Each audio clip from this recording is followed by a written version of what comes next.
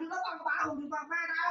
แม่ไม่ชินแม่ประสาทเสียสังเกตไหมแม่บอกรักมือหรือยังตั้งใจฟังอ่ะแม่บอกรักมือหรือยังแม่พูดไหมแม่พูดครับไม่ใช่ไม่ได้เลยไม่นานๆค่ะนักเรียนใช่รักนะครับแม่พูดรักด้วยแม่รักก่อนเลยนะตั้งใจฟังอย่าพูดใส่เล่นอย่าพูดใส่เล่นนะตาอย่าพูดใส่เล่นมึงพูดน้ำมือยังจัดไม่พี่ใส่ลงพี่ใส่ลงพี่จะดูเองใช่เพื่ออะไรเพื่อถูกต้องหัวเราะด้วยหัวเราะใช่ใช่ว่าพี่ด่าพ่อด่าพ่อใช่ใช่ว่าเราเป็นลูกของดูเลยลูกกินข้าวหรือยังเห็นไหมหัวถูกต้องไหมครับไม่ถูกต้องไหม